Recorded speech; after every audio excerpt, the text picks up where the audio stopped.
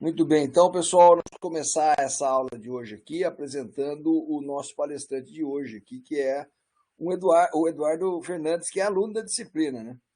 Gente, o Eduardo vai fazer uma pequena apresentação para nós aqui do software, o programa desenvolvido pelo GEMAP, no Departamento de Engenharia Mecânica da Universidade Federal do Rio Grande do Sul, para fazer calibração de modelos constitutivos para materiais tipo elastômero, materiais hiperelásticos, tipo borracha. A ideia é que a gente tivesse um software onde a gente pudesse alimentar os dados de um ensaio desses característicos de borracha e o Hyperfit nos ofereceria uma série de ferramentas, não só para ajustar esses dados a diversos modelos hiperelásticos da literatura, como servir como uma plataforma de pesquisa que permitisse que a gente extrapolasse, que a gente comparasse modelos e assim por diante. O programa já tem mais de 10 anos de desenvolvimento contínuo. Ele começou como um projeto de pesquisa com o pessoal do Senai CETEPO, hoje Easy Polímeros, né? E desse trabalho saíram diversas dissertações de mestrado, trabalhos de diplomação. Então é um desenvolvimento continuado e, embora falte muita coisa aqui, tem uma versão relativamente estável, nova, aí onde o Eduardo tem uma participação importante como programador e ninguém melhor do que ele para mostrar para a gente o que dá para fazer com o Hyperfit, tá bom? Então, com a palavra, Eduardo, qualquer coisa que nós tivermos de problema na transmissão aqui, reportem e a gente tenta restabelecer o normal aqui. Obrigado, Eduardo. Obrigado a todo mundo. Então tá, boa tarde pessoal. Então, meu nome é Eduardo Fernandes, né? Eu sou estudante de Engenharia Mecânica. Atualmente estou me encaminhando aí para o último semestre da graduação. E eu sou bolsista de iniciação científica, né? Orientado pelo professor Rogério. E no projeto da bolsa, a minha atividade principal é o desenvolvimento da nova versão do Hyperfit, né? Desenvolvida aí já há alguns anos pelo laboratório.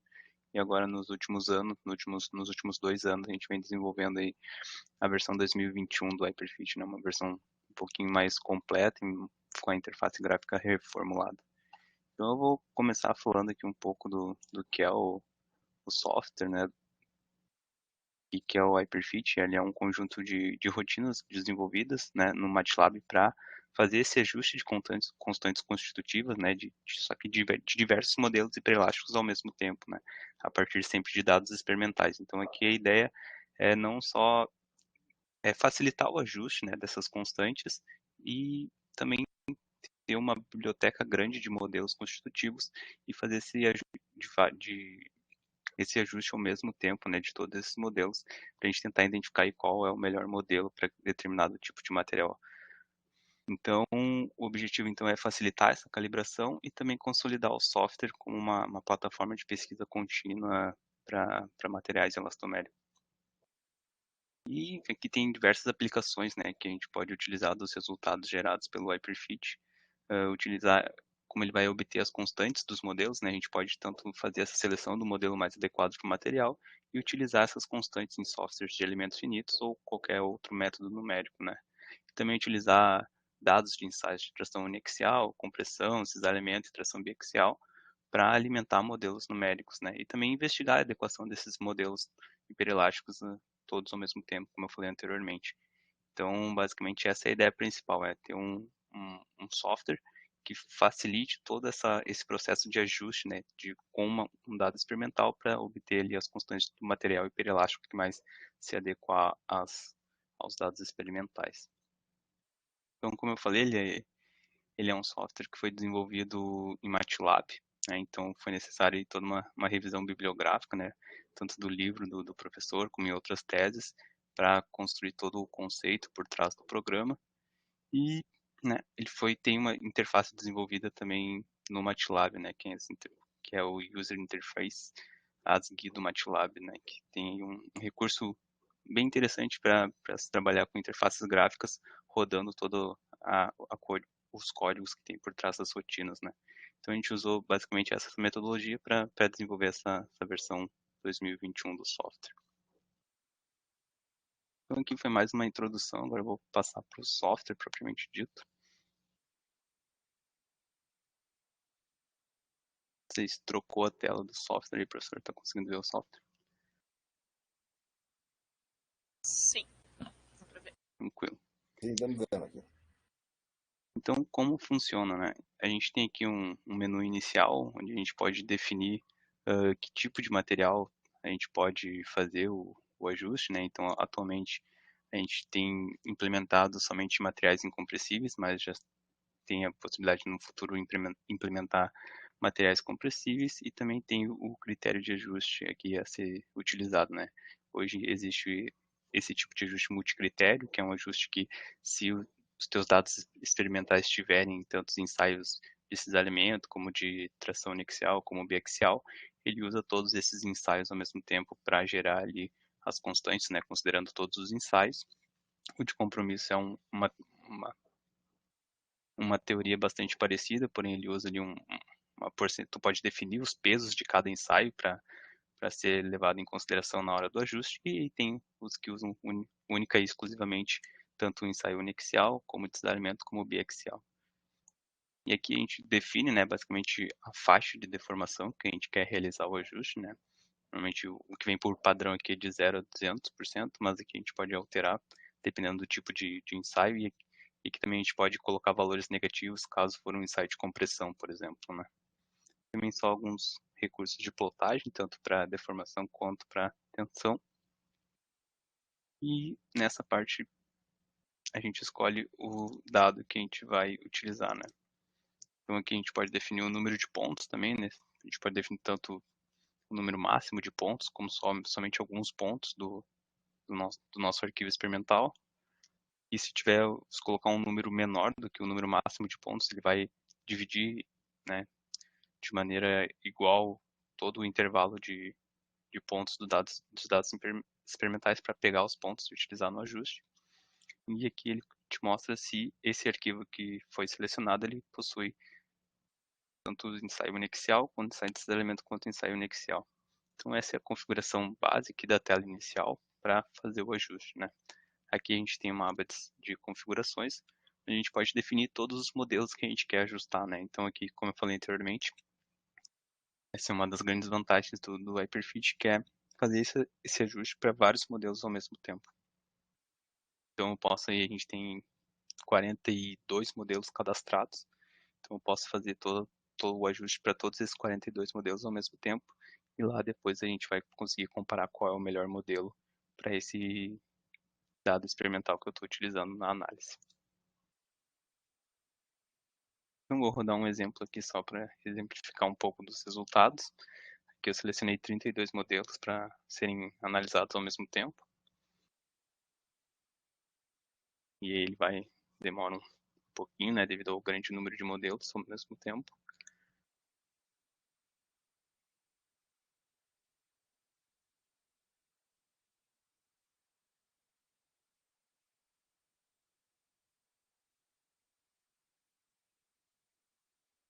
Então, com o ajuste realizado, a gente tem essa parte mais à direita do software, que é a parte dos gráficos, né?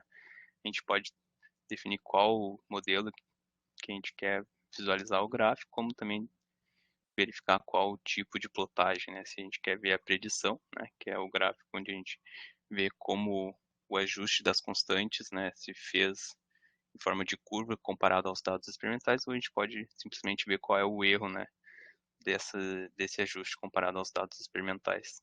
Então aqui é mais um. Eduardo, Oi. é bom frisar aqui, pessoal, que os símbolos que vocês estão vendo são os resultados dos ensaios. A gente usa Isso, essa isso. convenção sempre. O biaxial é o vermelho, o cisalhamento é o azul e o preto é o uniaxial, tração ou compressão. Então, o que vocês estão vendo de curvas contínuas aí já é o ajuste teórico, nesse caso aqui, do modelo de Martins, né? Então, o que ele está falando de comparar com os dados experimentais é comparar com esses símbolos que estão aí na tela. Quando o arquivo de ensaio de um desses três ensaios não existe, não aparece o símbolo aí, obviamente. Só queria colocar isso aí, Eduardo. Pode continuar. Isso exatamente é. Os símbolos são os dados experimentais e as linhas são os modelos obtidos, as expressões obtidas com as constantes, né? Então, basicamente, esse é um gráfico mais para visualização, para entendimento do que está acontecendo, né? E aí a gente pode partir então tanto para a aba de constantes, onde a gente pode verificar qual é a equação do modelo selecionado. Nesse caso, eu estou escolhendo o modelo do professor, com participação do Stumpf e do Ross. E aqui a gente pode visualizar todas as constantes que foram obtidas para esse modelo, né? E aqui também tem uma opção de a gente brincar um pouco com essas constantes. A gente pode aqui alterar essas constantes e ver como essa modificação vai se dar no resultado do ajuste, né? Pode ver que eu modifiquei aleatoriamente um valor e o ajuste já saiu bastante do que é esperado, né? Então, esse é um recurso bastante interessante para quem quiser aí brincar um pouco, tentar entender mais como seria o comportamento se determinada constante fosse diferente, né? E aqui também, né? Basta selecionar o modelo escolhido aqui no gráfico que a gente vai ter essa visualização das constantes ali naquela parte do menu esquerdo. Então aqui, essa é a grande flexibilidade que o software oferece, né? A gente ter todos os modelos ao mesmo tempo e a gente ficar comparando aí qual é o modelo que mais está se adequando ali à curva dos dados experimentais. E a gente também tem uma aba de comparação aqui, é uma comparação um pouco mais direta, né, de todos os modelos. A gente está utilizando aqui um coeficiente de regressão linear desenvolvido pelo Ross. Então, nesse modelo a gente está usando uma média aí do erro em todos os pontos do ajuste, né? E aqui a gente tem aí os resultados, né? A gente consegue mensurar de uma forma quantitativa qual é o melhor modelo para esse dado experimental e para essa faixa de deformação, né? Se a gente modificar um pouco a faixa de deformação, pode ser que a gente tenha um outro modelo mais adequado para esse material escolhido, né? Dos dados experimentais. Então aqui ele optou pelo escolher o Muller-Hibbeler, calculou como Muller-Hibbeler o modelo mais adequado, né? A gente pode ver que na curva uniaxial o modelo de Muller-Hibbeler conseguiu seguir bem ali os pontos experimentais. E se a gente for olhar para a parte de cisalhamento, ele já identificou outro modelo como o melhor, né, o mais adequado. E se a gente for olhar para a parte biaxial, ele também identificou outro modelo como o modelo mais adequado, né? Então isso aqui também é bastante interessante para a gente ter um melhor entendimento né, não necessariamente um modelo vai ser o melhor para um dado experimental, né? A gente vai ter sempre uma variação conforme for o tipo de ensaio ou conforme for a deformação escolhida no ajuste, né? Então essa parte é bem importante, até para a gente entender que existem muitas variáveis aí na hora de a gente escolher um modelo hiperelástico para caracterizar o material, né? E ainda aqui tem um recurso de exportação, a gente pode exportar todas as constantes, né, em forma de um arquivo texto, exportar os gráficos, né, exportar o gráfico selecionado e também exportar aquela comparação da aba anterior. Então, de forma geral, o software ele fornece uma série de funcionalidades que possibilitam uma análise, né, um teste mais rápido, mais preciso de todos esses modelos, né, que a gente está interessado, né? Então, se a gente estiver pensando em elementos finitos, a gente tem que ter o cuidado de selecionar só os modelos que são implementados já no software de elementos finitos desejado. E a gente tem que ter todo esse cuidado na hora de também de gerar as constantes e colocar as constantes no software de elementos finitos, né? Então, do software, né, basicamente seria isso. A gente pode fazer uma série de alterações depois aqui na plotagem. A gente pode extrapolar um pouco, se a gente como a curva vai se conformando, se a gente mudasse um pouco a faixa de deformação, né? E aí, aqui a gente vê que se a gente muda um pouco a faixa de deformação, fora da faixa de deformação escolhida para o ajuste, a gente vê que o ajuste já não começa a valer, né? Então, por isso que eu digo, sempre é importante levar em consideração somente aquilo que foi colocado no ajuste, né? Se definiu um determinado tipo de material na faixa de deformação de 0 a 200%, por exemplo, é importante tu não extrapolar, por exemplo, se tu vai simular isso e na tua simulação tá extrapolando esse valor, esse modelo já não é mais útil, né? Então tem que ter todo esse cuidado também para usar os resultados obtidos aqui no Hyperfit.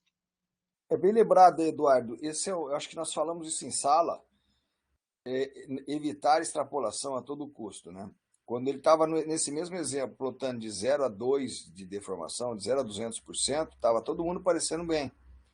No momento que ele foi até 400%, porque essa situação que ele citou é muito comum. Às vezes, o engenheiro, o analista, dispõe de um insight que vai até 200% de deformação, mas quer usar numa simulação numérica, onde a deformação pode ir até 400. Vocês estão vendo o que está acontecendo aí com a predição teórica, que essas constantes que foram obtidas produzem lá por 270, mais ou menos, de deformação. Você tem uma instabilidade, você tem uma derivada zero aí na curva tensão-deformação. Isso é rigidez nula, isso não é admissível. E também dá para ver que a curva a predição teórica para biaxial, ela tem um enrijecimento artificialmente grande a partir ali de 200%, perde 200%. Ela começa a ir quase infinito, né? Então, esse tipo de ajuda, visualmente, nos permite escolher melhor os modelos. Aqui, é só um exemplo que o Eduardo rodou, porque nós tínhamos pontos experimentais até 400%. Mas, se ele tenta colocar 400 ali e rodar de novo, Eduardo. Uhum. Se você tem os pontos experimentais, evite extrapolação. Calibra para 400 e visualiza para 400. Aí vocês vão ver que essa figura que está aí do lado vai mudar significativamente, porque a extrapolação é simplesmente, o nome já diz, a continuação de uma curva teórica. Você não tem nenhum ponto experimental balizando. Olha aí, ó. Então, nesse exemplo aqui nós lançamos também, né? Porque o modelo polinomial não deu bom ajuste para nenhum deles. Olha a data que ele deu aqui no biaxial. Mas serve para a gente dar dar sempre esse alerta, né? Quando vocês tiverem dados experimentais numa faixa de deformação menor do que vocês querem utilizar, o Eduardo vai fazer 200 agora e extrapolar, né? Vocês têm que olhar visualmente o que está acontecendo com as curvas. Isso é muito importante. Não adianta você pegar lá, calibrei de 0 a 200, fiz o meu programa de calibração no programa, joguei lá dentro do Abacus, do ANSYS, e a minha análise vai incluir deformações que passam dessa faixa. Isso é sempre perigoso. Tá? Esse modelo é bom, olha aí o Martins. Ele ajustou de 0 a 200, mas mandou plotar até 400. Esse é um caso bem evidente. O modelo do Martins tem essa característica de conseguir fazer essas quedas abruptas. Mas aí vocês estão vendo que se eu estivesse enxergando de 0 a 200, ia parecer que estavam as três curvas razoavelmente boas. Mas se o teu modelo de simulação tem deformações que vão até 250% ou 300%, vocês vão ter problemas aí. Vocês vão ter instabilidades. Põe o 400 ali agora, sem extrapolação. Agora eu estou extrapolando e plotando na mesma faixa, né? Uhum. Vocês vão ver que muito provavelmente essa curva aí vai ficar melhor até os 400. Espero não morder a língua como no modelo polinomial.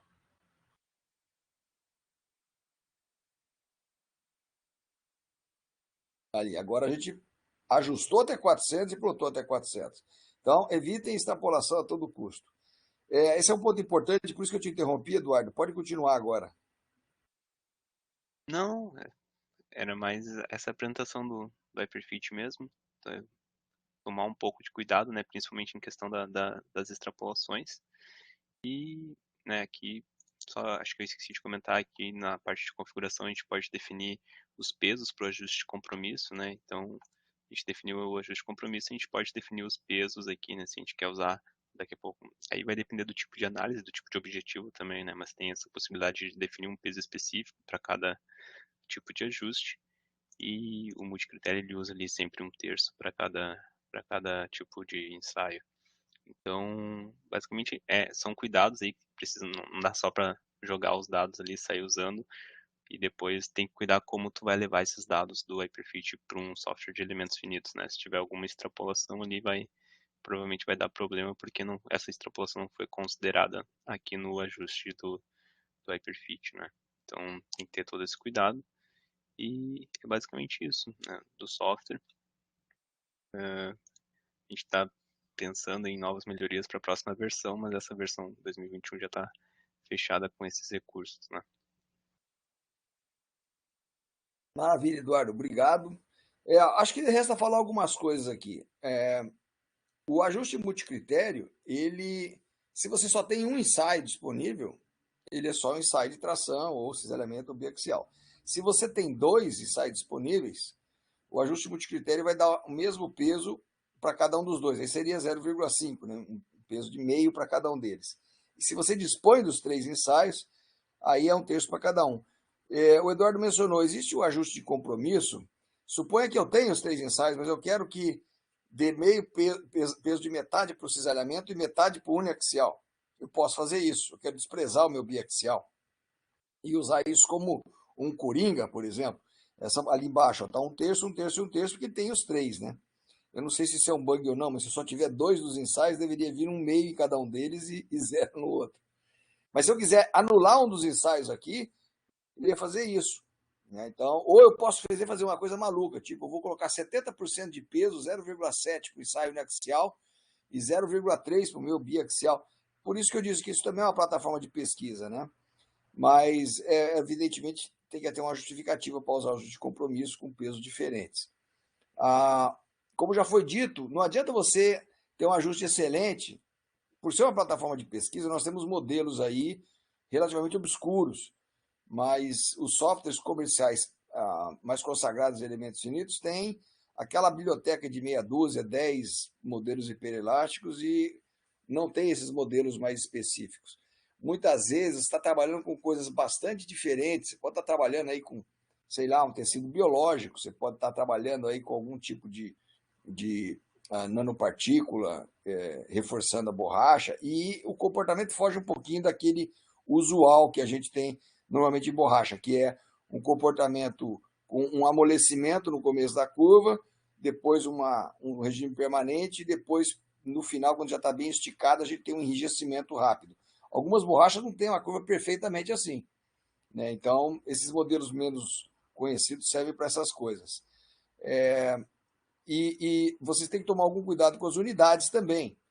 O ARTIL é um arquivo de tensão de engenharia e deformação de engenharia. Deformação, evidentemente, não tem... Aliás, em ordem contrária, né, Eduardo? A primeira coluna é deformação e a segunda é tensão, não é isso? Isso.